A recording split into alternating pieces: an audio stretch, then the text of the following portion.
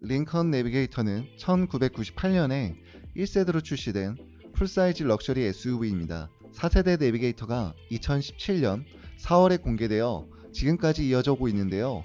내비게이터는 링컨의 부흥을 일궈낸 플래그십 SUV라고 할 수 있습니다. 먼저 마진이 높고요. 기본 모델인 스탠다드보다는 리저브와 블랙라벨의 판매량이 월등합니다. 링컨 전체 판매량의 절반 정도를 담당하는 브랜드에서 가장 고가의 모델이 바로 내비게이터입니다. 현재 한국에는 포드코리아를 통해서 들어오지 않고 직수입 업체를 통해서 들어오고 있습니다. 소비자들은 정말 엄청난 크기의 SUV를 소유하기 위해서 큰 금액의 가격을 지불하고 있는데요. 서비스 센터도 업체에서는 서울에 2개, 부산에 1개가 있다고 말씀해 주셨는데 전체적으로 부족해 보이고요. 직수입되는 차량도 월드 워런티로 무상 보증되는 부분이 있으나 되는 것이 적다고 합니다. 포드 서비스에도 내비게이터 정도의 사이즈를 정비할 준비는 아직 되지 않았다고 합니다. 내비게이터를 기다리고 있는 팬들에게 아주 좋은 소식이 있습니다. 내년부터 포드코리아를 통해 정식으로 한국에서 출시된다는 것인데요. 가격과 서비스 면에서 안정감이 더 올라갈 수 있을 겁니다.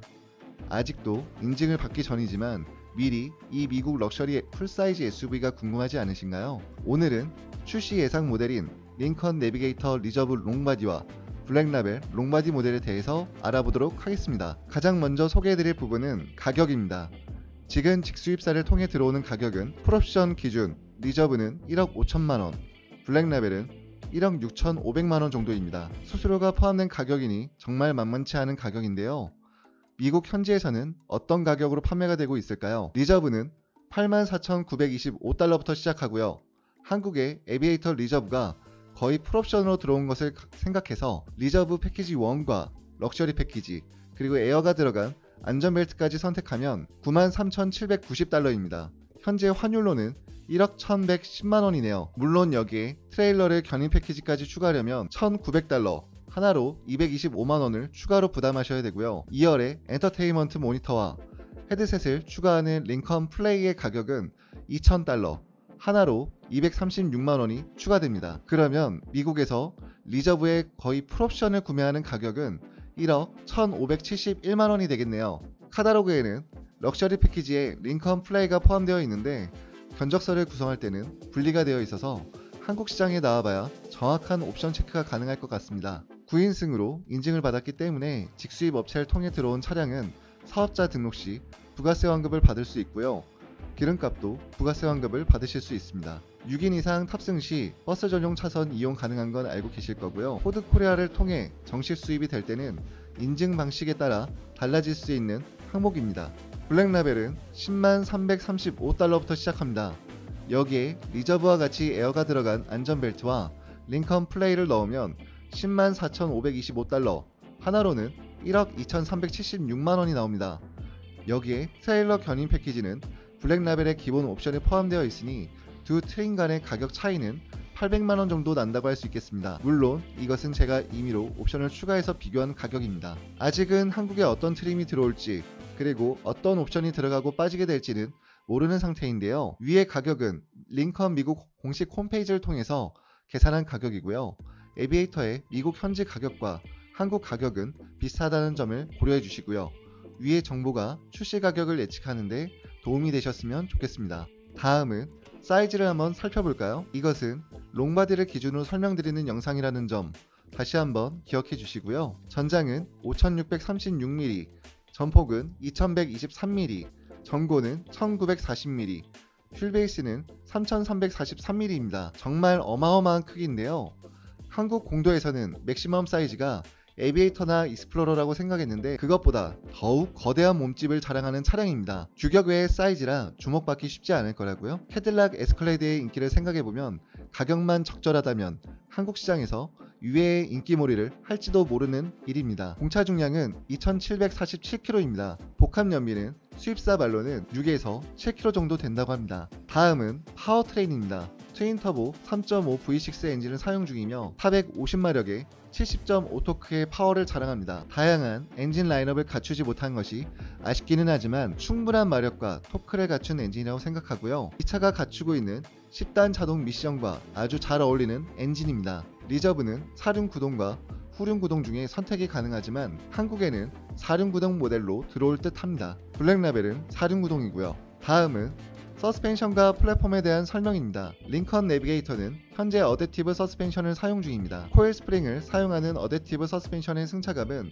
에어 스프링을 사용하는 에어 서스펜션의 승차감을 따라가기는 어려울 것 같습니다. 후륜은 F150이 리지드 엑셀인데 반해서 내비게이터는 멀티링크로 되어 있어 2열과 3열의 승차감을 보완하였습니다. 그리고 내비게이터는 프레임 바디를 사용 중입니다. F150과 익스페디션에 들어가는 T3 플랫폼입니다. 이 부분도 고속주행에서 모노코크 바디의 승차감을 따라가기는 어렵겠지만 오프로드 주행 능력이 살아있는 플랫폼인 만큼 요철이나 방지턱에서의 승차감은 살아있고요. 일반적인 직선 주행 상황에서는 괜찮습니다. F150의 프레임 바디는 오랜 세월을 거치면서 개량된 플랫폼이기 때문에 안정감이 있고요. 긴 휠베이스가 접지력을 향상시켜 승차감에 도움을 줍니다. 코너링이나 고속주행 상황에서의 승차감은 한국 시장에 시승차가 들어오면 그때 직접 시승해보고 파악하시는 게 좋을 것 같습니다. 트레일러 견인 시 꿀렁거림 정도는 시승차로 확인하는 것은 무리겠네요. 다음은 링컨 내비게이터의 외관을 살펴보겠습니다. 이렇게 거대한 차량의 전면 디자인을 꾸미는 것은 쉽지 않은 일입니다. 너무 크지도 작지도 않은 적당한 크기의 링컨 스타그릴이 형제들과는 다르게 헤드라이트 위쪽까지 올라와 있습니다. 그릴 하단부에는 두꺼운 부분을 만들어서 포인트를 주었습니다. 면적에 비해 크지 않은 그릴이 위쪽으로 배치가 되었기 때문에 하단부에는 에어벤트가 들어가서 밸런스를 맞췄는데 다소 아쉬움이 느껴지는 디자인입니다. 2구 형식의 LED 픽셀 라이트는 아름답고 그 아래에 위치한 주광주행등은 섬세하며 스타일리시한 느낌입니다. 빗물 감지 와이퍼에는 성해 제거 기능이 포함되어 있고요. 전후방 카메라에 워셔액 클린 기능이 들어가 있습니다. 와이퍼 레버를 당기고 있으면 사용이 가능한데요. 워셔액 거품으로 카메라의 시야를 가리지 않기 위해 적절하게 사용하는 것이 좋습니다. 측면부를 보시겠습니다. 비행의 언어를 표현하는 에비에이터는 유선형으로 그려져 있다면 내비게이터는 웅장하고 강렬하며 꺾여지는 것이 아닌 쭉 뻗어져 있는 모습입니다. 아주 긴 전장이 돋보이며 각이 지은 끝부분은 전통 SUV의 느낌을 살리며 3열과 트렁크의 공간까지 최대한 확보하였습니다. 심플하지만 럭셔리함이 살아있고요. 네임플레이트는 고급스럽고 에비에이터보다 길어 보입니다. 아래에 위치한 사이드 스텝은 차문을 열었을 때 자동으로 올라오기 때문에 탑승할 때 편의성을 더해줍니다. 285 45R 타이어이며 휠은 리저브의 경우 기본으로 22인치 12스포크 울트라 머신드 알루미늄 휠이 제공됩니다. 옵션으로 16스포크 휠을 선택하실 수가 있습니다. 블랙 라벨의 경우 21스포크 휠이 기본 사양입니다. 영상을 보시면 이렇게 24인치 휠을 장착한 경우도 있네요. 사이드미러 커버는 크롬으로 구성되어 있습니다. 키리스 키패드 있고요. 도 손잡이 측면부에 방전시 수동키로 여는 곳이 있습니다. 후면부를 살펴보시겠습니다. 일자형 테일램프가 이어지고 상단부에는 웅장한 스포일러가 자리합니다. 테일램프 위에 크롬이 아주 두껍게 들어가 있고요. 너무 심심한 느낌을 지우기 위해 하단부를 많이 돌출시켰습니다. 후일에 페이스리프트가 이루어진다면 다소 평이한 후면의 럭셔리함을 살리는 시도가 들어갔으면 좋겠습니다. 트렁크의 글라스 오픈이 가능하기 때문에 거대한 크기의 트렁크를 열지 않고도 물건 적재하거나 꺼낼 수 있다는 장점이 있습니다. 핸즈프리 리프트 게이트 역시 들어가 있고요. 리저브의 경우에는 모노크로매틱 패키지를 통하여 범퍼, 사이드 레일, 벨트 몰딩 등 외관상의 다양한 부분들을 업그레이드 할 수 있습니다. 추가 금액은 3,495달러, 하나로 414만원이고요. 이제는 실내로 들어가 보도록 하겠습니다. 링컨 내비게이터의 최고의 장점을 뽑아보라면 거대한 사이즈와 이 럭셔리한 실내 소재들을 선택할 것입니다. 링컨 형제들의 실내와 비슷하지만 조금은 더 우아하고 웅장한 모습이 느껴지시나요? 대시보드와 크래시패드에 깔려있는 가죽들도 볼륨감이 살아있고 럭셔리한 질감이 느껴집니다. 우드 트림도 에비에이터보다 더 한층 더 고급스러운 느낌으로 보이는데요. 개인적으로 블랙라벨 요트클럽 테마에 들어간 화이트 위시 티크가 정말 아름답다고 생각합니다. 티크는 나무 중에서도 습기에 강할 뿐만 아니라 내구성이 뛰어난 교목입니다. 동남아시아 쪽에 많이 분포되어 있으며 건축재, 선박재로 이용되는 뛰어난 소재라고 합니다. 블루베이 알파인 레더, 포스탈, 블루 이태리, 베네치아산 가죽이 이것저것에 사용이 되어 있고 마이크로 천공 구멍을 뚫은 가죽 시트가 채택이 되어 있습니다. 헤드라이너도 샌드 디나미카 스웨이드가 적용되어 있고요. 확실히 내비게이터 실내의 고급스러움을 극대화하려면 블랙라벨을 선택하는 것이 좋아 보이네요. 암레스트도 편안하고 럭셔리하게 보입니다. 콘솔 박스 크기도 정말 대단한데요. 수납 공간도 핸드백이 들어갈 정도로 넓어 보입니다. 그리고 무선 충전 패드가 콘솔 박스 안쪽에 배치되어 있어서 살짝은 불편할 수도 있는 에비에이터와 달리 무선 충전 패드가 앞쪽으로 분리되어 나와 있다는 것도 편의성을 더하는 부분이네요. 전체적으로 전폭이 넓다 보니 실내 공간 구성에 있어서도 확실히 장점이 있는 모습입니다. 12인치 LCD 클러스터 사용하고 있고요. 모니터는 10인치짜리를 사용하는데 이건 좀 더 큰 것을 데려와도 될 것 같아요. 시동 버튼을 따라 들어가는 가죽의 디테일도 훌륭합니다. 그 아래에는 트레일러 견인과 관련된 버튼이 위치하고요. 프레임리스 룸미러 위쪽을 보시면 2열과 3열 승객을 볼 수 있는 또 하나의 룸미러가 보이는데요. 이것은 내비게이터의 숨겨진 기능 중에 하나입니다. 그리고 3열 승객의 주의를 집중시킬 수 있도록 3열 헤드레스트를 접는 버튼도 히든 옵션이고요. 도어 쪽 디자인도 깔끔하고 고급스러우며 에비에이터와는 달리 렌치를 당기는 방식으로 차문을 열 수 있습니다. 1열에 통풍과 열선을 3단계로 조절하여 사용하실 수가 있고요. 지금까지 많이 설명드렸던 30가지 방향 퍼펙트 포지션 시트도 럭셔리 패키지 추가 시 사용하실 수 있는 옵션입니다. 어깨와 허벅지 좌우까지 세세하게 조절하며 편의성을 더해주고요. 동승석 쪽에도 A필러와 도어 상단 부분에 손잡이가 달려 있는데 가죽 스트랩 처리를 하여 고급스럽게 마감을 해놓았습니다. 사람이 손이 닿을 만한 부분들은 가죽으로 마감을 한 것이네요. 앰비언트 라이팅도 갖추고 있습니다. 패들도 앞이나 뒤쪽으로 위치를 변화시킬 수 있습니다. 싱크3, 안드로이드 오토, 애플 카플레이도 지원합니다. 헤드업 디스플레이는 시인성이 뛰어나지만 내비와는 연동되지 않습니다. 그리고 리저브 모델에는 기본 장착이 아니라 옵션으로 추가하셔야 합니다. 2열로 가보겠습니다. 에비에이터보다도 더 광활한 공간이 매력적입니다. 리저브의 경우 2열에는 에비에이터 리저브처럼 3개 좌석으로 구성된 벤치 시트는 옵션이고 중앙에 캡틴 시트가 기본입니다. 한국 정식 수입될 때는 내비게이터 2열 좌석이 벤치 시트로 구성될 것인지 캡틴 시트로 포함될 것인지는 아직 정해지지 않았습니다. 3열 공간도 충분한 것을 생각하면 캡틴 시트가 편의성을 위해 더 낫지 않나 생각해봅니다. 2열 캡틴 시트는 콘솔 박스, 아웃잭, 컵홀더를 편의성에 위한 옵션들이 배치되어 있습니다. 2열 선쉐이드도 에비에이터가 수동인데 반해 내비게이터는 전동식으로 가능하고요. 또 폴딩할 때 에비에이터는 2열은 수동이었지만 내비게이터는 2열도 전동 폴딩이 가능합니다. 다시 세울 때는 수동이고요. 시트 슬라이딩 물론 가능합니다. 정말 마음에 드는 2열 공간이지만 아쉬운 점이 하나 있는데요. 에비에이터는 2열에 열선과 통풍을 둘 다 지원하지만 내비게이터는 열선만 지원합니다. 이런 옵션들은 나중에 꼭 추가가 돼야 될 것 같습니다. 만약 링컨 플레이 옵션을 추가하셔서 이렇게 1열 시트 뒤에 엔터테인먼트 모니터를 달아 놓으셨다면요. 이걸로 무슨 차량 제어를 할 수 있는 건 아니고요. USB를 연결하여 저장된 것을 보거나 핸드폰을 연동시켜 화면 보는 것 등을 할 수 있습니다. 영화나 드라마, 예능 등을 준비해서 볼 수 있겠고요.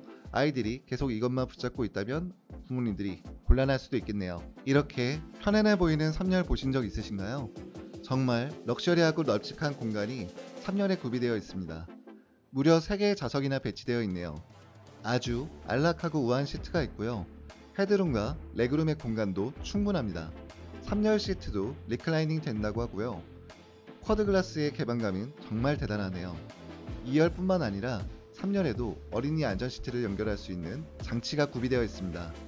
3열 측면에도 이렇게 수납 공간이 잘 갖추어져 있네요. 실내 옵션 중에서는 결코 빼놓을 수 없는 것이 내불사의 오디오입니다. 이것의 장점도 여러 번 말씀드린 것 같은데요. 내비게이터 리저브는 기본 14개 스피커가 들어가며 럭셔리 패키지를 적용했을 때 20개의 스피커가 적용됩니다. 그래도 에비에이터의 28개 스피커보다는 숫자가 적네요.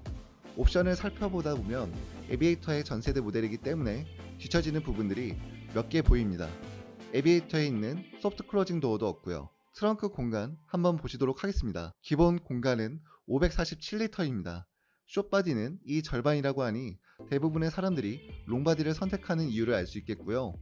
3열 폴딩 시 1628리터이고 2열까지 폴딩하면 무려 2925리터의 공간이 나온다고 합니다. 시트를 폴딩시키는 버튼도 에비에이터처럼 측면에 배치되어 있습니다. 링컨 내비게이터의 리저브와 블랙라벨의 차이점을 간단하게 살펴보면요. 에비에이터와 비슷하게 외관상의 몇몇 부분들이 다르고요. 휠도 당연히 다릅니다.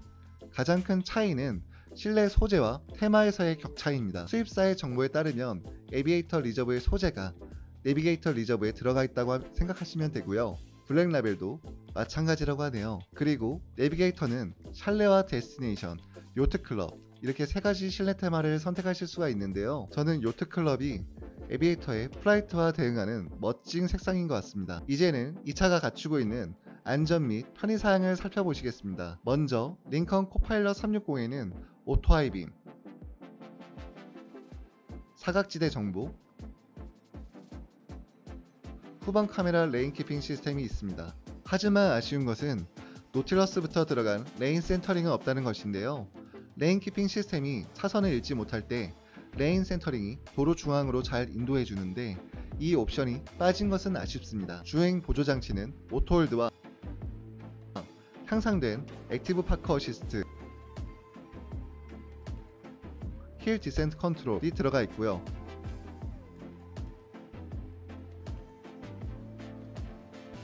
드라이브 컨트롤에 리모트 스타트 시스템, 후방 카메라, 360도 카메라, 자동 긴급 제동 어라운드 뷰, 후측방, 충돌 경보 시스템이 들어가 있습니다. 그 밖에 향상된 롤 스테빌리티 컨트롤이라는 기능은 저희 채널에서 설명드린 적이 없었던 것 같은데요. 운전자가 방향을 바꾸는 순간, 특히 고속주행 시에 안정감과 마찰력을 유지하는 기능입니다. 차체의 제어 장치인데 포드가 세계 최초로 개발한 안전 기능이라고 할 수 있습니다. 개별 타이어 압력 모니터링 시스템 역시 갖추고 있고요. 듀얼 스테이지 운전자석과 동승자석 에어백, 1열 사이드 에어백과 각 좌석 사이드 커튼 에어백이 있고요. 세이프티 캐노피 시스템도 에비에이터와 동일합니다.